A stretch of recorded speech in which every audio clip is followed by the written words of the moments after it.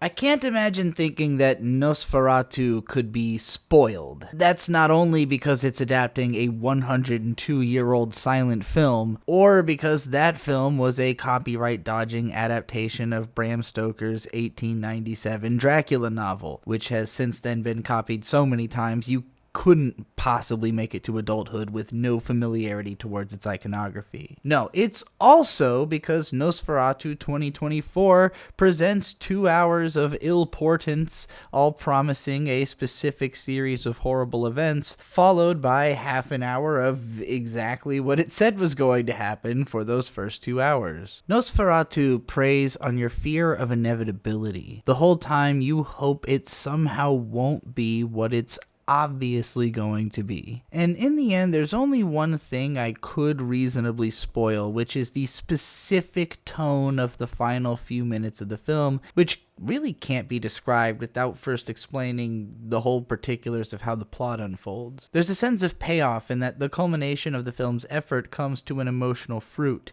even though it barely zags even a little bit in how its prophecy unfolds. If you're already aware of the whole cast of the movie, you'll even see some of its tiny twists coming probably, and I can't wring my language any further to scare off the spoiler crybabies from continuing this analysis. If the insistent positive praise from critics hasn't convinced you already that the film is worth seeing, then here's my drop in the bucket telling you to go see it. But from here on, I'll just assume that you did, or don't care. This film essentially describes the encroachment of overwhelming evil into the lives of everyday people, metaphorically painting the hyper-rich as vampires that will level human civilizations to perpetuate their life cycles for as long as physically possible. Most intriguing to me about this film's take on the Nosferatu is that it seems to be a species, a very limited one, the dealings with which have only been spoken of in obscure writings. Each one represents an existential threat to the human species as a whole,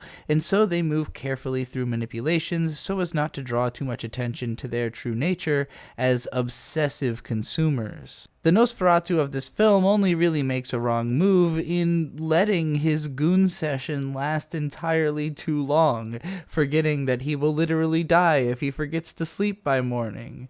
Ultimately, his thirst is his undoing. I am an appetite and nothing more. The film's opinion about capitalism is writ large from the very beginning and then reiterated constantly with exactly the consequences reaped as proposed. The message of the movie is that the value of your relationships come from the time that you spend together and not from what you're capable to trade to get what either of you wants in the moment, especially when the value of any trade is really determined by market forces beyond your control or even really your comprehension. It also teaches you that if you fail to heed the warnings before the start of a collapse, there will only be so much that you can do in mitigating the fallout. Ellen Hutter, the character portrayed lovably by Lily Rose Depp, becomes a sacrificial warning to the next generation about the perils of capitalism's innately patriarchal structure. In the same world that a brilliant eccentric like Willem Dafoe's awesome Professor Alban Eberhard von Franz gets to be respected in his community, Ellen is tied to a bed and given ether when she speaks of her expectations of reality. The unreasonable ideas of men have long guided humanity through the darkness of cultural evolution, and yet the unreasonable ideas of women are most often smothered as soon as they start to shed light. People that affect change are never all the way weak. They must have some will to power and belief in themselves to summon the courage to do something meaningful. Ellen had those traits from a young age, in part thanks to her businessman horn dog father who can't stop fucking his wife long enough to stop having babies. Taking after this hypersexuality but belonging to a society which absolutely condemns those feelings from young women, she turns her unparalleled energy towards what she believes will need to be an evil pact, because how could it be a holy one? And she enters a promise of monogamy with a devil that gives her ultimate sex in exchange for the absolute certainty of death. Ellen's sexuality is not evil. In fact, it could have saved everyone if her husband had just stayed in bed where she wanted him instead of running off to doom their lives in search of a dollar. In a later scene, he proves he's really come around to her side by fucking her, sort of. It's a complicated scene. I have too many feelings about this to break it down into text. Maybe it could be said that this saved his life, since ultimately him following her command leads him to a safe distance where she can sacrifice herself and end the carnage effectively without putting the would-be vampire hunters at any further risk. Nonetheless, the film reminds us how evil finds its way to us through our desires, through promises that we make in moments of weakness when our addiction becomes overwhelming. Even if we can't expect every teenager to practice abstinence until adulthood, that doesn't make it less of a good idea to be patient in your approach to sex, considering the incredible consequences it can have on your future if you aren't thoughtful about it. It's not Ellen's fault that she can't even touch herself without feeling like she has to summon a demon about it, nor that demons actually exist and manipulate society to create that feeling within girls like her. Nor is it her husband's fault that he's been made to feel inferior for everything he lacks by comparison to what her father can provide, or that supremely evil people are trying to move him around like a chess piece in a game about getting him to sign his young wife's life back over to a demon who demanded her to save herself for him as a kid, and ultimately takes her regardlessly of the fact that she did not save herself nor accept him, because really what he wants is just to get whatever he wants, more than he wants whatever it is that he wants. It is, however, Ellen's husband's fault that he didn't listen to his wife at the start and went ahead on his mission, and that's why he loses her in the end. Either of them would rather have given themselves up than to have lost the other one. Ellen knows that she doesn't need absolution because she tells the demon to its face that I was just a child, you're a force of evil. She makes sure that he knows that she takes no pleasure in their communion, besides in the knowledge that her sacrifice will spare her husband, who now lives on as a tragic hero,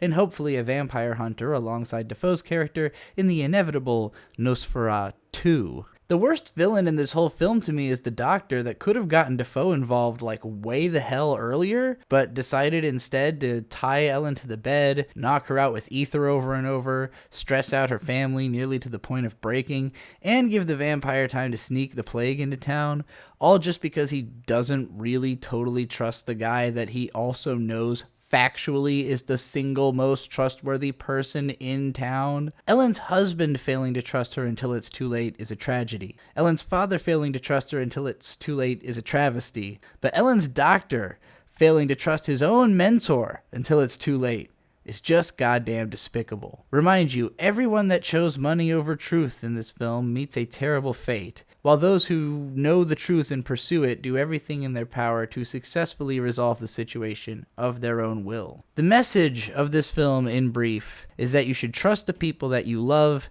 and not the promises of a society which was built to empower people that don't care whether you live or die towards doing whatever the hell they want. If you're not currently holding the levers of power, don't expect that someone's going to trade them over to you unless they already know that you're about to fuck yourself horribly in a way that benefits them tremendously. Never leave your hot, horny wife to go somewhere that you know nothing about in the name of making money, because you'll probably lose everything valuable to you in the process.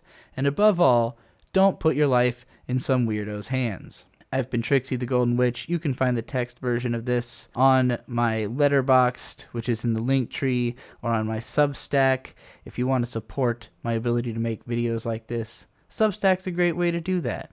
There's other ways too. You could just Cash App me. You could just Venmo me. You know what my favorite thing in the whole world is when I just suddenly get like $10 on my phone. And it's just somebody like, hey, I watched your video and I think you're cool. Here's $10. I'm like, holy fucking shit. Holy shit, I'm gonna buy lunch.